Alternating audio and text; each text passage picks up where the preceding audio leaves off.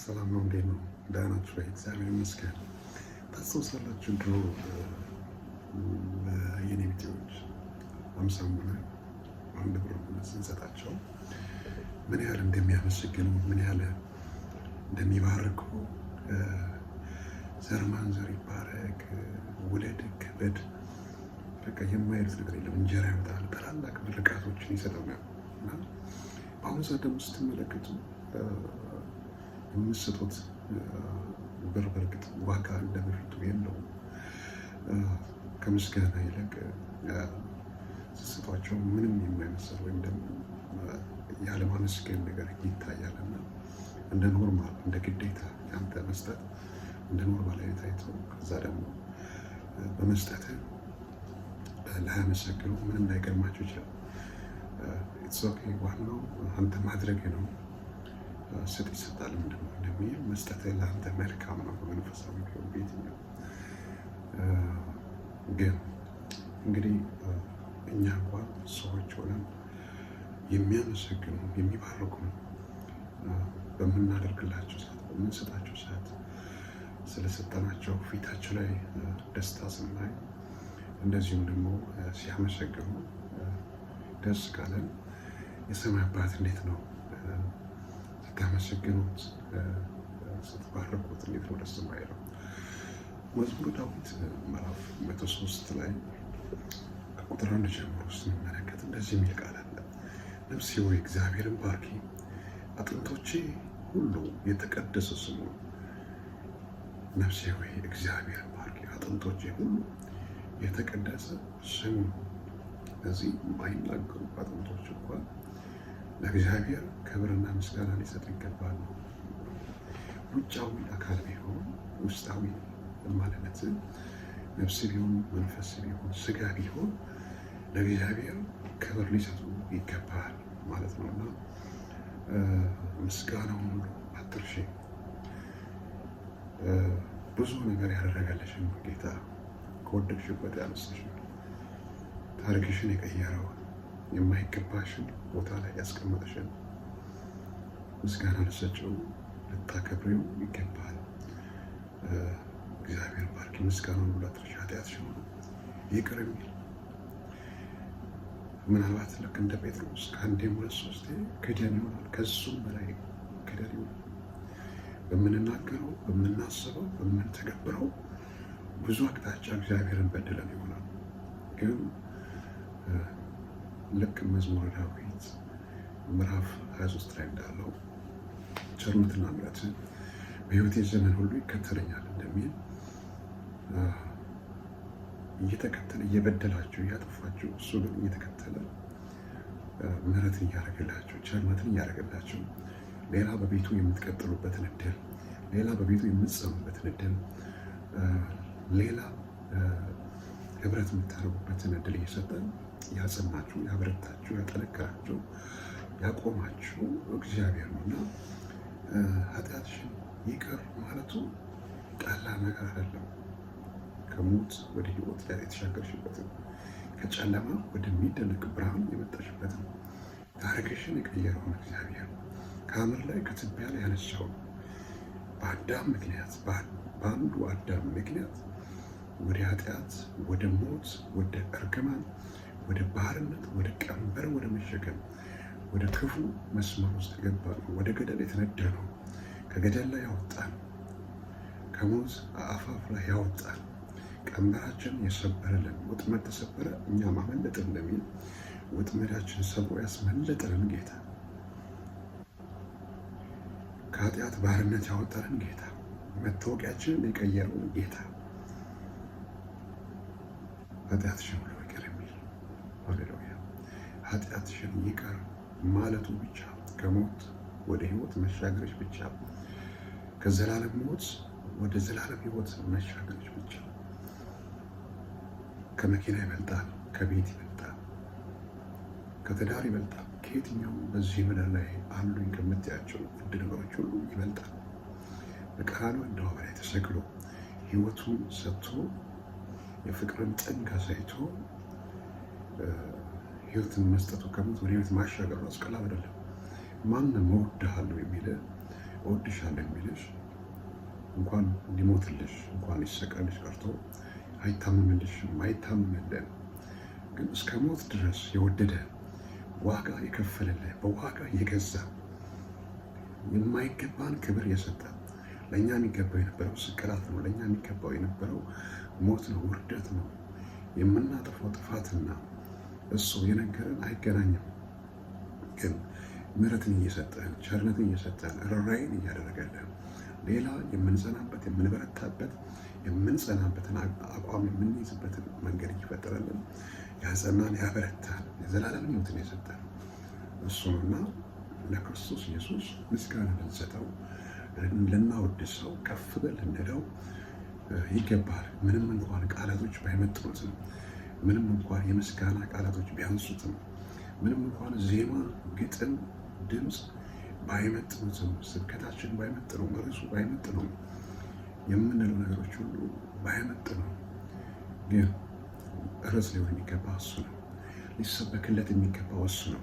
የታመመልሽ እያለ የቆሰለልሽ እያለ የደማልሽ እያለ በዋጋ የገዛሽ እያለ ትኩረቱን ከሱ ወስደሽ ለሌላ መስጠት የለብሽ። ትኩረት ለሚገባው ቀራንዮ አደባባይ ላይ ራቁቱን ለተሰቀለልሽ አንቺን ሊያለብስ አንተን ሊያለብስ ራቁቱን ለተሰቀለልን በዋጋ ለገዛ አንተን ከኃጢአት ባርነት ለማውጣት ኃጢአትን የተሸከመልን አንተን ባለጸጋ ለማድረግ እሱ ራቁቱን የሆነልን አንተን ከበሽታ ለማዳን እሱ የተወጋለን ደሙን ያፈሰሰልን ላቡን ያፈሰሰልን በዋጋ የገዛ ስለ እያንዳንዷ ነገሮች ዋጋ የከፈለልን በዋጋ የገዛን ያንተን ሕመም ያንተን በሽታ ያንተን ድህነት ያንተን ሞት ያንተን ኃጢአት ወስዶ በምትኩ ብልጽግናን የሰጠን ጤንነትን የሰጠን ሰላምን የሰጠን የዘላለም ሕይወትን የሰጠን ለሱ ምስጋና ለሱ ውዳሴ ለሱ አምልኮ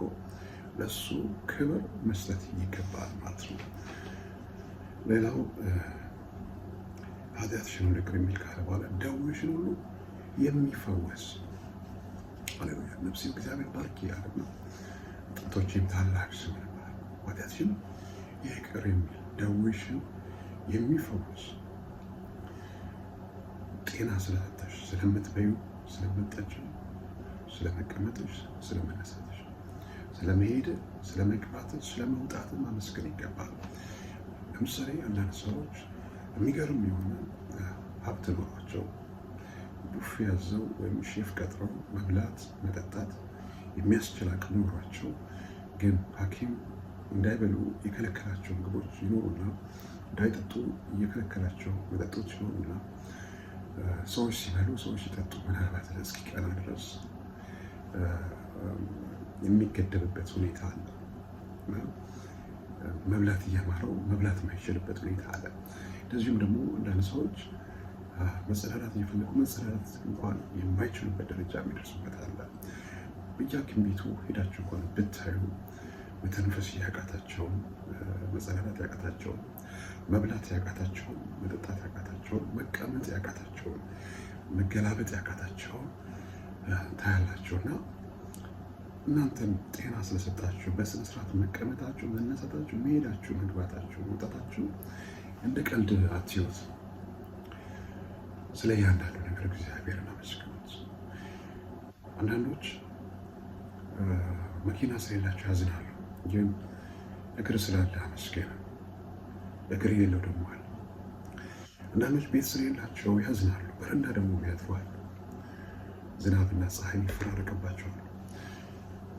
ስለዚህ ብዙ ጊዜ ሰዎች የበላያቸውን ያዩና የበታች ያሉትን ሳያዩ ይቀሩና አንዳንዶች እንደውም ሞትን እስኪመኙ ድረስ እንሄድ ይሻላል እስኪሉ ድረስ ማበድ ቢሆን መሞት ቢሆን ብዙ ክፉ ነገሮች በሱስ መጠመድ ቢሆን የሚመኙት ወይም የሚያደርጉት የበላያቸውን ያሉ። በተለይ በዚህ ዘመን በሶሻል ሚዲያ ሰዎች ውድ ምግብ ሲመገቡ፣ ውድ ልብሶች ሲለብሱ፣ ውድ ቤት ውስጥ ሲታዩ የራሳቸውን እያነጻጸሩ ተስፋ ይቆርጣሉ።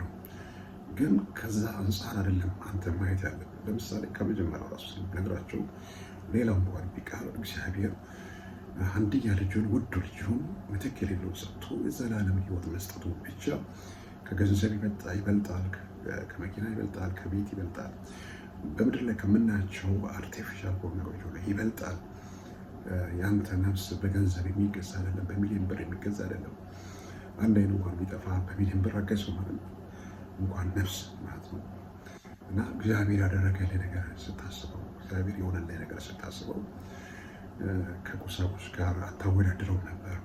ስለዚህ ስለሆነ አይደለም፣ ቢሆን ባይሆን እግዚአብሔር አዋቂ ነው፣ እግዚአብሔር ትክክል ነው ብለን ሁልጊዜ እግዚአብሔርን አመስግነው እና ኃጢአትሽን ሁሉ ይቅር የሚል ደዌሽን ሁሉ የሚፈውስ እና ሐኪምን ያልቻለው ባህላዊ ሐኪም ቢሆን ዘመናዊ ሐኪም ቢሆን ያልቻለውን አበቃ በተባለ ሰዓት ልክ እንደ አልዓዛር ሞት በተባለ ሰዓት መቃብርን የሚፈነቅል እስራትን የሚፈታ ከሞት ወደ ሕይወት የሚያሻግር ኢየሱስ ሐኪም ያልቻለውን የሚችል ዶክተር ያልቻለውን የሚችል ሰዎች ሲጨርሱ አበቃ ሲባል እሱ ደግሞ ሊጀምር የሚመጣ ኃያል አምላክ ነው ያለን።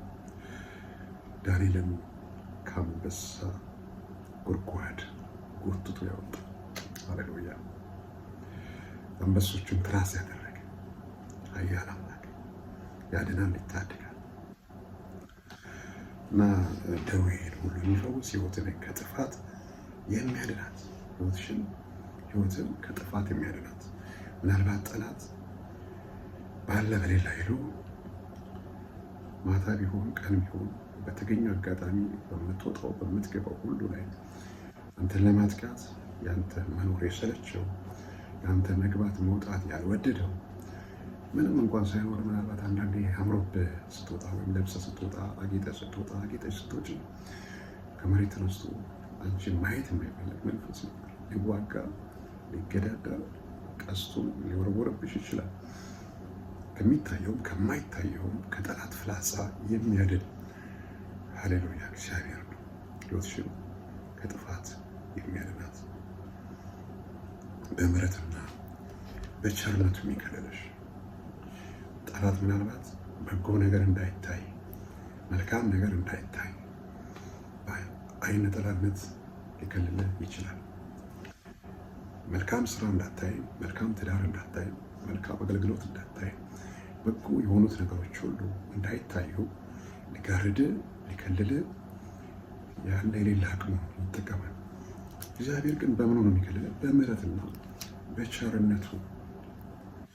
ምሕረቱ ባይኖር ኖሮ በመኪና አደጋ ወይም ምሕረቱ ባይኖር ኖሮ በኤሌክትሪክ በተለያየ በምናውቀውም በማናውቀውም መንገድ የተለያዩ አደጋዎች ውስጥ የምንገባበት ሁኔታ አለ። ግን በሚገርም ሁኔታ እግዚአብሔር ከዛ እየተናጠቀ ሕይወትን እየሰጠ ሕይወታችን እንዲቀጥል ያደረገ አምላክ የሚገርም አምላክ ነው እና ምስጋና አምልኮ ይገባዋል። ባይዘው ምስጋና፣ ውዳሴ፣ አምልኮ ወደ መንፈሳዊ ሕይወት ወይም ደግሞ የሰማይ መስኮቶች እንዲከፈቱልን፣ የሰማይ በሮች እንዲከፈቱልን፣ ከእግዚአብሔር ጋር ኮሚኒኬት እንድናደርግ፣ ድምፁን እንድንሰማ፣ ምሪትን እንድናገኝ የሚያደርገን ቁልፍ ነገር ነው ማለት ነው እና እግዚአብሔር የሚገርማችሁ በምሕረቱና በቸርነቱ የሚከብለን ሃሌሉያ። ስንበድል፣ ስናጠፋ፣ ስናስቀይም ሰው ቢሆን ከአንዴም ሁለቴ ታግሻለሁ። በሶስተኛው ግን ሊያባራችሁ ይችላል። በሶስተኛው እርምጃ ሊወስድባችሁ ይችላል። ከዚህ በላይ ከዚህ በኋላ ከአንተ ጋር ልቀጥል አልችልም ሊል ይችላል። በሞት አትቅበረኝ ሊል ይችላል። ብዙ ነገሮችን ሊላችሁ ይችላል። ከእናንተ ጋር የሚቋረጥበትን መንገድ ሁሉ ሊፈጥር ይችላል። እግዚአብሔር ግን በምሕረትና በቸርነቱ እየከለለ ከእሱ ጋር የምትቀጥሉበትን እድሜያችሁ የሚጨምርበትን በቤቱ እስከ ዘላለም እስከ መጨረሻ የምትጸኑበትን መንገድ ይፈጥራል ማለት ነው። በምሕረትና በቸርነቱ የሚከለለሽ ምኞትሽን ከበረከቱ የሚያጠግባት እንዲህ ቢሆንልኝ እንዲህ ቢደረግልኝ የምትይው እንዲህ ቢሳካልኝ የምትለው ባገባ በወልድ ባገለግል የምትለው ምናልባት በአገልግሎት ለምሳሌ አንተ ታስበው በሸራ ወጠረ እንደዚህ አድርጌ እንደዚህ የምትለው እሱ ወይ ህንፃ ላይ ያሰራል ይችላል። በትልቁ በሰፊው ብዙ ሚሊዮንስ ህዝቦች ብዙ ሺዎች ልደርስ ሊፈልግ ይችላል። ሃሌሉያ እና እግዚአብሔር የሚያስበው ሰማይና ምድር ያህል ርቀት ያለው አንተ ባጃጅ እያሰብክ እሷ ብለን ሊያስብ ይችላል። መኪና ሊያስብ ይችላል። ትልልቅ ነገሮች ሊያስብ ይችላል። እና ምኞትሽን አለ ከበረከት የሚያጠግባል ምኞትን እንዲህ ቢሆንልኝ፣ እንዲህ ባደርግ፣ ባገባ፣ ብወልድ፣ ባገለግል የምትለው ነገር እስክትጠግብ ነው የሚያደርግልህ። አንተ እስካልከው አይደለም፣ አንተ ካልከው በላይ እስከሚተርፍ ድረስ በሰፊው ነው እግዚአብሔር የሚያደርገው ማለት ነው። ምኞትሽን ከበረከቱ የሚያጠግባት ጎልማሳነትሽን አለ እንደ ንስር ያድሳል። ንስር 40 ዓመት ሲሞላት ኃይሏን ለማደስ ወደ ገደል አፋፍ ሄዳ ብዙ ዋጋ ቢያስከፍላትም በዛ ቦታ መቆየቷ አላስበላላትም። መንቁሯን አራግፋ ከድንጋይ ጋር ተላትማ ክንፎቿን አራግፋ ጥፍሮቿን አራግፋ የተቆለመመውን ጥፍር ያ አላስቧጭር ያለው እንዳታድን ያደረጋት ያን ሁሉ አራግፋ ምናልባት ያኔ ልደማ ትችላለች። አዳምም ዋጥ አድርጋ ትችላል።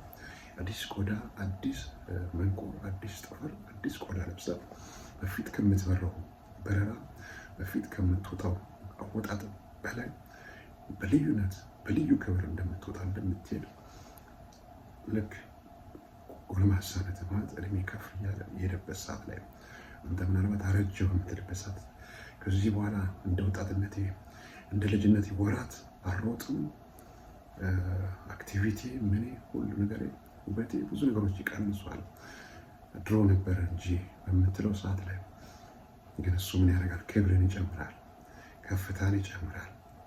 ሃሌሉያ። አንተ ግን በምስጋና ወደፊቱ ቅረብ። አንተ ግን በአምልኮ ወደፊቱ ቅረብ። እኔ አልችልም፣ አንተ ትችላለህ በለው። በጸጋው ግን ሁሉን ትችላለህ። በጸጋው ያንተን ታሪክ ይቀይራል። ሃሌሉያ። እግዚአብሔር ስም የተመሰገነ ይሁን። ስለዚህ ቢሞላ ባይሞላ፣ ቢሳካ ባይሳካ፣ ቢቃና ባይቃና ሁሉ ጊዜ እግዚአብሔርን አመስግኑት። አንድ ጊዜ ዴል ካርኔጊ የሚባል ደራሲ የጻፈው መጽሐፍ ላይ ያየሁት አንድ ሰው ነበር አለ። በጣም ተስፋ የቆረጠ ሰው፣ ሀገር ለመጥፋት የሚያስብ ሰው እና ይህ ሰው አንድ ሰው አየ። ያን ሰው አካለ ስንኩል ነው እና እግር የሌለው ሰው ነው፣ ግን እግዚአብሔር ያመሰግን ነበር። በፈገግታ የዛሬው ቀን ደስ አይልም የሚል መልእክት ለዴል ካርኔጊ የተናገረው እና ይህ ሰው ፈገግ ብሎ የበሽተኛ የሆነ ሰው ህመምተኛ የነበረ ሰው እግዚአብሔር ሲያመሰግን በእንደዚህ አይነት ሁኔታ እኔ ጤነኛ ሆኜ እኔ ሙሉ ጤነኛ ሆኜ እንዴት ነው የማላመሰግነው የሚል መልእክት አቃጨለበት። ሊጠፋ የነበረው ሰው ወደ ራሱ እንዲመለስ አደረገው። ከዛ ቤቱ ሄዶ ምን ጻፈ? እግር የሌለው እስከማይ ድረስ ጫማ የለኝም ብዬ አዝን ነበር የሚል መልእክት ሁል ጊዜ እንዲመለከተው ቤቱ ላይ ለጥፈው ማለት ነው። ሃሌሉያ። ስለዚህ ባለን ነገር እናመስግነው። የሌለን ነገር ያን ይመጣል። ስለ ሁሉ እግዚአብሔር ይመስገን። ለምን በሁሉ ደግሞ አመስግኑ ተብሎ ተጽፏል። ለምን ማጉረምረም እስራኤላውያን በምድረ በዳ እንዲቀሩ ያደረጋቸው ስለ ዝናቡ መጥፎነት ሳይሆን ስለ ዝናብ ስለሰጠን አምላክ በዝናብ ምክንያት የሚለመልመውና ፍሬ የምናገኝበት ዘር ደግሞ በቅሎ የምናጭድበት ጊዜ አለ አይደል? ስለዚህ ስለ ዝናቡ እናመስግን፣ ስለ ፀሐዩ ደግሞ እናመስግን። አንዳንዴ እናማራለን። የዛሬው ፀሐይ ምን አይነት ነው?